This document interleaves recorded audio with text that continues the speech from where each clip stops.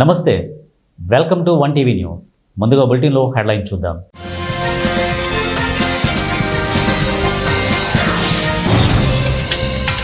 బీసీసీఐలో కీలక మార్పులు, కొత్త అధ్యక్షుడిగా రాజీవ్ శుక్లా.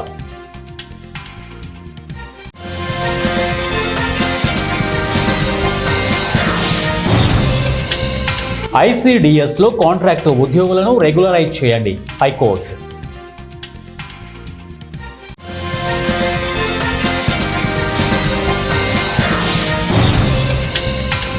రేపటి నుంచి అసెంబ్లీ సమావేశాలు, భద్రతా ఏర్పాట్లపై సమీక్ష.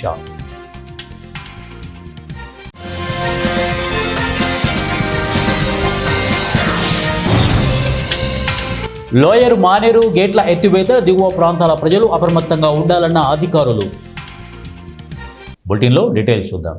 భారత క్రికెట్ బీసీసీఐ అధ్యక్ష పదవిలో కీలక మార్పు చోటు చేసుకుంది. ఇప్పటి వరకు అధ్యక్షుడిగా సేవలు అందించిన రోజర్ బిన్నీ తన పదవికి రాజీనామా చేశారు. ఈ నేపథ్యంలో బోర్డు ఉపాధ్యక్షుడిగా ఉన్న రాజీవ్ శుక్లా తాత్కాలిక అధ్యక్షుడిగా బాధ్యతలు స్వీకరించారు. ఈ మార్పు తాత్కాలికమే అయినప్పటికీ సెప్టెంబర్లో బీసీసీఐ ఎన్నికలు జరగనున్నాయి. ఇప్పటి వరకు శుక్లా ఈ బాధ్యతలను నిర్వర్తిస్తారని ఓ నివేదిక తెలిపింది. ప్రభుత్వ పరంగా మంజూరైన ఐసీడీఎస్ ఉద్యోగాలు ఖాళీ ఉండగా ఆ స్థానంలో కాంట్రాక్టు ఉద్యోగులను నియమించుకొని వారిని రెగ్యులర్ చేయకపోవడం తగదని హైకోర్టు అభిప్రాయపడింది. దశాబ్దాల పాటు వారితో పని చేయించుకొని మళ్లీ కొత్తగా జారీ చేసిన నోటిఫికేషన్ ప్రకారం అదే ఉద్యోగాలకు పోటీ పడాలని చెప్పడం చెల్లదని స్పష్టం చేసింది. 265 ఐసీడీఎస్ సూపర్వైజర్ గ్రేడ్ 2 పోస్టులకు 2013లో ప్రభుత్వం నోటిఫికేషన్ జారీ చేసింది. అప్పటికే కాంట్రాక్టు పద్ధతిలో అదే ఉద్యోగాలు చేస్తున్న వారికి 15% వెయిటేజ్ ఇస్తామని నోటిఫికేషన్లో పేర్కొంది. 2013 నాటికే 6 నుంచి 15 ఏళ్ల పాటు సర్వీస్ చేసిన తమ ఉద్యోగాలను క్రమబద్ధీకరించకుండా అవే పోస్టులను రెగ్యులర్ నోటిఫికేషన్ ద్వారా భర్తీ చేయడం చెల్లదని అంగన్వాడీ టీచర్ మీరాబాయ్ సహా దాదాపు 200 మంది ఐసీడీఎస్ కాంట్రాక్టు ఉద్యోగులు 2013లోనే హైకోర్టులో పిటిషన్లు దాఖలు చేశారు. ఈ పిటిషన్లపై జస్టిస్ నగేష్ భీమపాక ధర్మాసనం సుదీర్ఘంగా విచారణ చేపట్టింది. ఆర్టికల్ 226 కింద దాఖలు పడ్డ అధికారాల ద్వారా పిటిషనర్ల సర్వీస్ను రెగ్యులరైజ్ చేయాలని ఆదేశాలు జారీ చేస్తున్నట్లు పేర్కొంది. కాంట్రాక్టు పద్ధతిలో నియామకమైన నాటి నుంచి సర్వీసు లెక్కగట్టి పింఛన్, రిటైర్మెంట్ బెనిఫిట్స్ అందజేయాలని స్పష్టం చేసింది.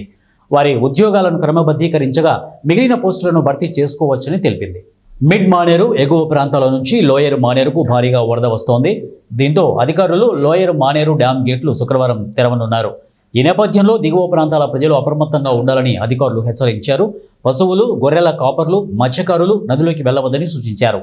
రైతులు, ప్రజలు మానేరు నదిని దాటే ప్రయత్నం చేయకూడదని హెచ్చరించారు. ఈ నేపథ్యంలో మానేరు పరివాహక గ్రామాల ప్రజలు అప్రమత్తంగా ఉండాలని పోత్కుపల్లి ఎస్ఐ ధీకొండ రమేష్ కోరారు. శుక్రవారం ఉదయం లోయరు మానేరు డ్యాం కరీంనగర్ గేట్లు తెరుస్తున్నామని Karimnagar irrigation circle number 2 superintendent engineer Ramesh తెలిపారని అన్నారు.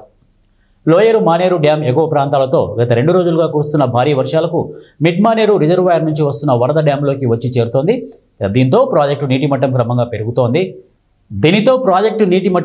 పెరుగుతోంది. దీంతో స్పిల్వే వరద గేట్లు ఎత్తి నీటిని దిగువకు వదిలే అవకాశం ఉన్నందున ప్రాజెక్టు దిగువన ఉన్న ఓదెల మండలంలోని మానేరు నది పరివాహక గ్రామాలైన గుంపుల, ఇందుర్తి, బాయమ్మపల్లి, రూప్, నారాయణపేట, పోత్కుపల్లి, మడక, కనగర్తి, కేశవాపూర్, గుండ్లపల్లి గ్రామాల ప్రజలు, రైతులు, రైతు కూలీలు, పశువుల కాపరులు, చేపలు పట్టేవారు, లోతట్టు ప్రాంతాల వారు మానేరు నదిని దాటే ప్రయత్నం చేయవద్దని ఎస్ఐ సూచించారు.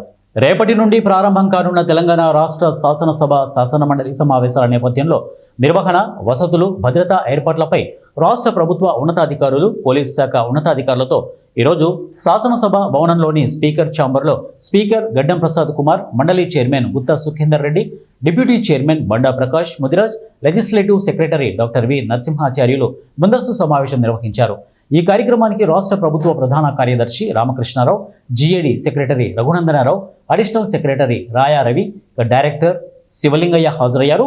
హోంశాఖ special chief secretary Ravi Gupta, రాష్ట్ర DGP doctor Jitender, ADG law and order Mahesh Bhagwat, additional CP, అలాగే విక్రమ్ సింగ్ మాన్, సైబరాబాద్ రాచకొండ కమిషనర్లు Sudheer Babu, Avinash Mohanty, intelligence IG Karthikeya, assembly chief marshal Karnakar, council chief marshal Sanjeeva Reddy కూడా హాజరయ్యారు. ఈ సందర్భంగా స్పీకర్ గడ్డం ప్రసాద్ కుమార్ మాట్లాడుతూ రేపటి నుండి తెలంగాణ రాష్ట్ర శాసనసభ, శాసన మండలి సమావేశాలు ప్రారంభమవుతున్నాయి. గత సమావేశాలు సజావుగా జరగడానికి సహకరించిన రాష్ట్ర ప్రభుత్వ అధికారులు, పోలీస్ శాఖ, శాసనసభ అధికారులు, సిబ్బంది అందరికీ ధన్యవాదాలు. గతంలో లాగానే ఈ సమావేశాలకు కూడా రాష్ట్ర ప్రభుత్వం అధికారులు సహకారం అందించాలి. గౌరవ సభ్యులు అడిగిన సమాచారాన్ని సాధ్యమైనంత త్వరగా అందించాలి. శాఖలకు సంబంధించిన చర్చ జరుగుతున్నప్పుడు సంబంధిత శాఖల అధికారులు అందుబాటులో ఉంటూ మంత్రులకు, సభ్యులకు తగిన సమాచారం అందిస్తూ సహకరించాలి. శాసనసభ, శాసన మండలి సమావేశాలు ఎలాంటి ఇబ్బందులు లేకుండా సజావుగా జరగడానికి పోలీసు శాఖ తరపున చర్యలు తీసుకోవాలి. వినాయక చవితి ఉత్సవాలు, నిమజ్జనం జరుగుతున్నందున తగు జాగ్రత్తలు తీసుకోవాలి. అలాగే భారీ వర్షాలు కురిసి కొన్ని రూట్లలో రోడ్లు దెబ్బతిన్నాయి. ట్రాఫిక్ అధికారులు సమన్వయం చేసుకొని గౌరవ సభ్యులు సరైన సమయానికి సభకు చేరుకునే విధంగా సహకరించాలి. సభ జరుగుతున్న సమయంలో ధర్నాలు, ఆందోళనలు జరగకుండా ముందస్తుగానే సమాచారం అందుకొని అడ్డుకోవాలి. తద్వారా సమావేశాలు సజావుగా జరుగుతాయని స్పీకర్ పేర్కొన్నారు. పార్వతీపురం, మన్యం జిల్లా ఎస్సీ వర్గీకరణతో దళితుల ఐక్యతపై బీజేపీ ప్రధాని నరేంద్ర మోడీ కుట్ర పన్నుతున్నారని, ఈ కుట్రలో తెలంగాణ ముఖ్యమంత్రి రేవంత్ రెడ్డి, ఆంధ్రప్రదేశ్ ముఖ్యమంత్రి నారా చంద్రబాబు నాయుడు భాగస్వాములుగా ఉన్నారని Mala Mahanadu national president doctor RS Ratnakar ఆరోపించారు. శుక్రవారం స్థానిక రైతు బజారు వద్ద గల ఆంధ్రప్రదేశ్ ప్రభుత్వ విశ్రాంత ఉద్యోగుల సంఘం భవనంలో విలేకరుల సమావేశం నిర్వహించారు. ఈ సందర్భంగా ఆయన మాట్లాడుతూ, చంద్రబాబు నాయుడు మాల సామాజిక వర్గంపై పగబట్టి తొక్కేసే కార్యక్రమాన్ని భుజాన వేసుకొని నడిపిస్తున్నారని అన్నారు. అన్ని రాజకీయ పార్టీలు మాల సామాజిక వర్గంపై తెలుగు రాష్ట్రాల్లో కత్తిగట్టాయని, దళితులను ముఖ్యంగా మాలలను హోల్సేల్గా వాడుకుంటున్నారని అన్నారు. ఈ రోజున నేను ఇక్కడ రావడానికి దేశవ్యాప్త ఉద్యమం ఎస్సీ వర్గీకరణ పేరుతో జరుగుతుంది కాబట్టి మీరంతా కూడా కోఆపరేట్ చేయాలి. నేను రెగ్యులర్గా వస్తాను 15 రోజులకి 16 రోజులకి. ఇది ఈ రోజుతోనో రేపటితోనో ముగిసిపోయేటటువంటి విషయం కాదు కాబట్టి ఈ ప్రెస్ మీట్ని నేనున్నాను. గత 25 సంవత్సరాలుగా ఈ ఉద్యమం జరుగుతుందని తెలియజెప్పేటటువంటి టూర్లో భాగంగానే ఈ ప్రెస్ మీట్ ఏర్పాటు చేయడం జరిగింది. మిత్రులారా, నేను కూడా జర్నలిస్ట్నే, బట్ నాట్ వర్కింగ్ జర్నలిస్ట్. మీరందరూ కూడా కోఆపరేట్ చేయాలని చెప్పేసి ఈ సందర్భంగా మిమ్మల్ని పేరున మిమ్మల్ని అందరిని అభ్యర్థిస్తూ ఉన్నాను. మీరు కోఆపరేట్ చేయండి. ఫ్రమ్ మై సైడ్ మేము ఏం చేయగలమో మేము చేయగలిగినటువంటి విధిలో మేము చేయగలిగినంత చేస్తాం. మీరు కూడా ఇదేదో సింపుల్ ప్రెస్ మీట్గా తీసుకుని ఏదో వచ్చారులే పోయారు అన్నట్టుగా కాకోకుండా 100% కోఆపరేట్ చేయాలని చెప్పేసి కోరుతా ఉన్నాను. మిత్రులారా, దయచేసి అర్థం చేసుకోండి. I'm Ratnakar, non practice doctor, MBBS చదివాను కానీ ఆంధ్ర యూనివర్సిటీ విశాఖపట్నంలో. ప్రాక్టీస్ ఏమీ లేదు. I have been continuously in the social reformatory movement. That is the introduction about myself. Okay, next. Telugu రాష్ట్రాల్లో ఉన్నటువంటి మాల సోదరులారా, బంధువులారా, మిత్రులారా, ఎస్సీ వర్గీకరణ పేరుతో దేశవ్యాప్తంగా దళితుల చంపాపేటలో ఐఎస్ సదర్న్ డివిజన్ బీజేపీ ఆధ్వర్యంలో ఏర్పాటు చేసిన గణేష్ మండపాన్ని కేంద్ర మంత్రి కిషన్ రెడ్డి దర్శించుకున్నారు. ఈ సందర్భంగా గణనాథునికి ప్రత్యేక పూజలు నిర్వహించారు. ఈ కార్యక్రమంలో కార్పొరేటర్ జంగం శ్వేత మధుకర్ రెడ్డి, నేతలు వీరేంద్ర బాబు, మధుకర్ రెడ్డి తదితరులు పాల్గొన్నారు. నమస్కారం, జై శ్రీరామ్. ఈరోజు భారతీయ జనతా పార్టీ ఐఎస్ఎన్ డివిజన్ గణేశం మండపానికి మా ఇన్విటేషన్తో కేంద్ర మంత్రి కిషన్ రెడ్డి గారు వినాయకుడిని దర్శనం చేసుకున్నారు. అది మాకు ఎంతో అదృష్టంగా భావిస్తున్నాము. ఇంత బిజీ టైంలో కూడా ఆయన మాకు టైం ఇచ్చి వినాయకుని మండపానికి వచ్చినందుకు కిషన్ రెడ్డి గారికి కృతజ్ఞతలు. ఇది మండపం స్పెషాలిటీ ఏంటంటే ఇది Bharatiya Janata Party BJP ISN division గణేష్ని మండపం. ప్రతి కార్యకర్త ఐఎస్ఎన్ డివిజన్లో భారతీయ జనతా పార్టీ కార్యకర్త ప్రతి 7 ఏళ్ల నుంచి 7 years బ్యాక్ వినాయకుని. ఓవైపు అధిక వర్షాలు, మరోవైపు ఉల్లికి గిట్టుబాటు ధర లేకపోయా. దీంతో ఉల్లి మట్టిలోనే కుళ్ళిపోయే పరిస్థితి. సరే, ఉల్లిని మార్కెట్ తరలిస్తే కనీసం కూలీలకు, బాడగలకు కూడా డబ్బులు రాని పరిస్థితి. దీంతో ఉల్లి రైతులు కష్టాలు అన్నీ ఇన్ని కావు. కన్నీటి చుక్కలు రైతుల కంటతడి పెట్టుకునే మార్కెట్ నుంచి రైతులు ఇంటికి వస్తున్నారు. కొంతమంది రైతులు అయితే ఉల్లిని పంటను కోయలేక అలాగే పొలాల్లో వదిలేస్తున్నారు. కర్నూలు జిల్లా మంత్రాలయం నియోజకవర్గంలోని కోసగి, దుద్ది, సాతునూరు, పెదగడుబూరు, బాపులదొడ్డి తదితర గ్రామాల ఉల్లి రైతులు అప్పుల పాలై తీవ్ర ఇబ్బందులు పడుతున్నారు. అరకొర పంటను మార్కెట్కు తీసుకెళ్తే నాణ్యత లేదంటూ వ్యాపారులు మరింత ధరలు తగ్గిస్తున్నారని వారు తెలిపారు. ధర భారీగా పతనం కావడంతో రవాణా కూలీలు కూడా రావడం లేదని వారు ఆవేదన వ్యక్తం చేస్తున్నారు. ఉల్లి ధర గిట్టుబాటు కాక పొలంలోనే పంటను వదిలేసే పరిస్థితి వచ్చింది. పెట్టుబడి కూడా చేతికి రాక అప్పుల పాలవుతున్నామని వారు అన్నారు. ఆందోళనకు లోనవుతున్నారు. 20 రోజులుగా కురుస్తున్న అధిక వర్షాల వల్ల భూమిలో తేమ శాతం పెరిగి ఉల్లిగడ్డ కుళ్ళిపోతోందని, దిగుబడులు భారీగా తగ్గిపోతున్నాయని వారు తెలిపారు. ఎకరాకు దాదాపు 75,000 రూపాయల నుంచి 1,00,000కు పైగా పెట్టుబడి పెడుతున్నామని, గిట్టుబాటు ధర లేకపోవడంతో మరింతగా అప్పుల పాలవుతున్నామని ఉల్లి రైతులు కన్నీరు పెట్టుకున్నారు. ఇప్పటికైనా కేంద్ర, రాష్ట్ర ప్రభుత్వాలు జోక్యం చేసుకుని ఉల్లి రైతులను ఆదుకోవాలని వారు తెలిపారు. ఎన్ని ఎకరాలు వేసినావు నువ్వు? ఎకరాపా సార్. ఎట్లుంది ఇప్పుడు పంట ఎట్లుంది? ఏమంటే ఏం చేస్తా సార్, అంత పోయింది. ఏం చేసి ఏం లాభం లేదు అసలు, చెప్పునికి లేదు సార్. ఏ పంట వేసినా సుఖం లేదు అసలు రైతుకి. రేట్లు ఎట్లున్నాయి ఇప్పుడు పెద్ద? రేట్లే లేవు సార్, ఏం రేట్లే లేవు. ఏ దానికి గిట్టుబాటు ధరలు లేవు, రైతులు పాడైపోయాం. ఇంకేముండదు అవప్పా సార్, లేవు ఏం లేవప్పా సార్. ఇప్పుడు వరకు మీరు ఎంత ఖర్చు పెట్టింటారు? మనం దాదాపు అంటే ఇప్పటికి 70-80 వేలు పెట్టాం దీనికి. ఎన్ని ఎకరాలు వేసింటారు? ఎకరా ఉల్లిగడ్డకే ఇలా 80 వేలు అవుతుంది. 80 వేలు వచ్చేది అప్పుడు దీనికే. 80 వేలు వస్తుంది, 80 పైసలు వస్తుందా లేదు ఇది సార్. ఇప్పుడు ఎంత 500లో 400లో పోతా ఉంటుంది కింద. 500 పోతే ఎట్లా గిట్టుబాటు అవుతుంది మాకు? ధర లేదు సార్. ఏ సార్ గిట్టుబాటు ధర లేదు సార్. మాకు గిట్టుబాటు ధర ఇవ్వండి సార్. అసలు మాకే ఆత్మహత్య చేసుకునే పనులే ఉండవు సార్ మాకే. అసలు రైతుకి ఇంకేం చేయాలి? అసలు మా పెళ్ళ పిల్లలు ఇచ్చి ఆత్మహత్య చేసుకున్నాల్సిన కర్మాలు ఉండవు సార్ మావి. ఇదే 80 వేలు పెట్టుబడి, 80 వేలు వచ్చింది. అంతా కోసింది వచ్చా, పెరిగింది వచ్చా, వేసింది వచ్చా. 80 వేలు గిట్టుబాటు ధర లేదు సార్ మాకే. అదే ఒక వాడలు తడిచి ఈ రోడ్లకు వేసుకున్నాం. మేము అమ్మినా కానీ ఎంత వస్తుందో ఎంత లేదు సార్ మాకే. అమ్మినా కానీ ఏం వస్తుందో ఏం లేదు దీంట్లో. ఇప్పుడు మా కూలీలకు ఇలాక ఆత్మహత్య చేసుకుని సాయాల్సి వస్తుంది సార్. ఆత్మహత్య చేసుకునాల్సిన పనులు ఉండవు సార్ మాకు డబ్బులు లేక. తొరబాయ్ సార్, బాపులదొడ్డి, పెదకొడుగురు మండలం, కర్నూలు జిల్లా. సార్ 10 దినాలు అయింది సార్ ఇల్లు పెరికి. రేట్లు లేవు, మా వేసుకోమైన కూలీలు కావు సార్. ఇప్పుడు వేసుకోమైన అమ్మిళ్ళకి కానీ కావు సార్. దానికోసమే ఇట్లా ఇడిచిపెట్టినాం సార్. చేనల్లో మొత్తం ఇట్లే చేసినాం సార్. 10 దినాలు అయింది పెరికేసి. చెప్పు. లెచ్చిన్నర అవుతుంది సార్ ఇప్పుడు మొత్తం. ఎన్ని ఎకరాలు వేసినారు మీరు ఉల్లిగడ్డ? ఎకరా 30 సెంట్లు ఉన్నది సార్. ఇది లెచ్చిన్నర దాకా వచ్చింది సార్ మొత్తం పెరికి. పీకడానికి వరకు టైం. ఇప్పుడు మేము కోసుకెళ్తే ఒక కూలి మంచిగా కానీ రాదు సార్. ఇది ఎన్ని ప్యాకెట్లు అవుతుంటాయి ఇది మామూలుగా? అవుతుంది సార్ ఒక 150-200 ఇది అవుతుంది అంతే. అందుకంటే ఏం కాదు. 150 పోతుంది సార్ అక్కడ ప్యాకెట్. ఒక ప్యాకెట్ ఎంత పోతుంది ఇప్పుడు ఉల్లిగడ్డలో? 150, 200, 250 లాస్ట్ సార్ అంతే. కింటో 500 కంటే ఎక్కువ పోవడం లేదు సార్. అందుకోసమే ఇట్లా ఇడిచిపెట్టినాం సార్. చేనాల 15 రోజులు అయింది సార్ పెరికి. రైతులకి గిట్టుబాటు ధర లేదు. 500 కింటు మనకేసి ఇక ఇట్లా చేసినాం సార్. నా వల్ల ఏరే వల్ల బాగుపడతారు సార్. గిట్టుబాటు ధర ఇస్తుంది సార్. గట్టిగా కొనమ్మైంది, రేట్ లేదు సార్. ఎన్ని రోజులు అయింది మీరు ఇట్లా పెరిగి? 10 రోజులు అయింది. లోడ్ ఎత్తవాలంటే రేట్లు లేవు. దాంట్లో వచ్చి వానలు వర్షాలు ఎక్కువైనాయి సార్.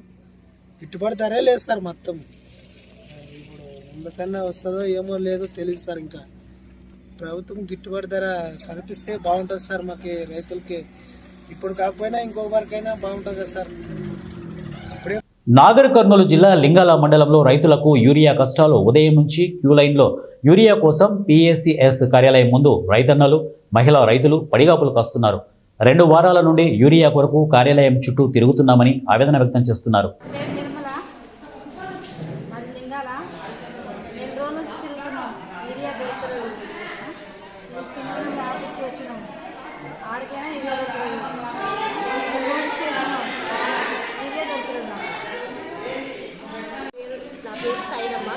మా ఊరు లింగాల 3 ఎకరాల పొలం ఉంది.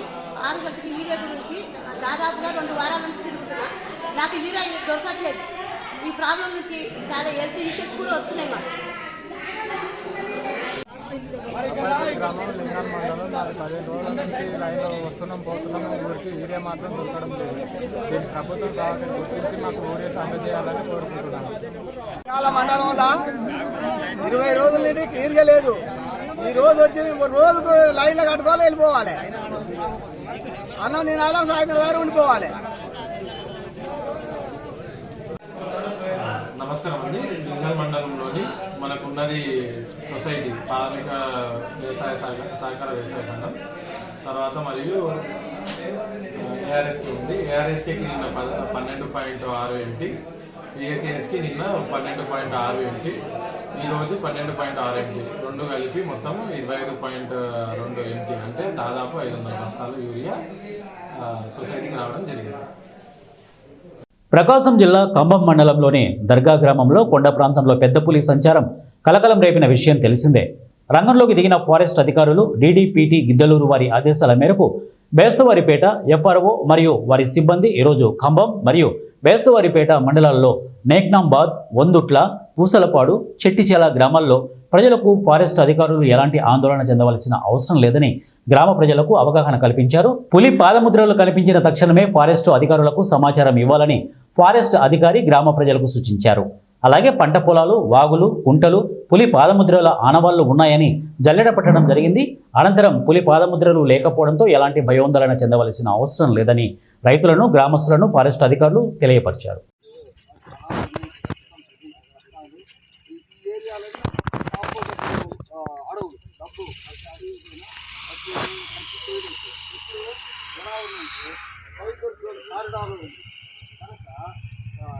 ఏమి కాంపౌండ్ కాదు, వదిలేదు కాదు, డైరెక్ట్ ఏదైనా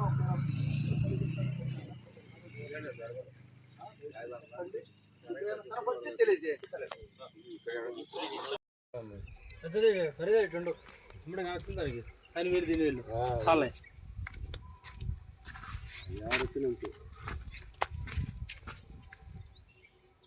బులెటిన్ ముగించే ముందు హెడ్లైన్స్ మరొకసారి.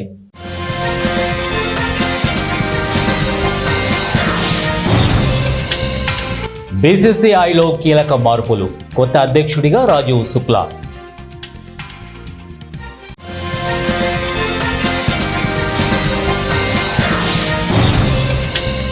ఐసీడీఎస్లో కాంట్రాక్టు ఉద్యోగులను రెగ్యులరైజ్ చేయండి, హైకోర్టు.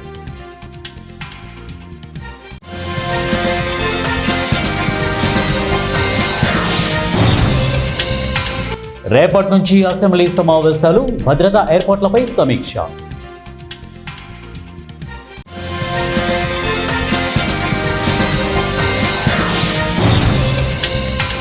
లోయర్ మానేరు గేట్ల ఎత్తివేత, దిగువ ప్రాంతాల ప్రజలు అప్రమత్తంగా ఉండాలన్న అధికారులు. ఇవే బులెటిన్ అప్డేట్స్. నెక్స్ట్ బులెటిన్లో కలుద్దాం. Until then keep watching 1TV news.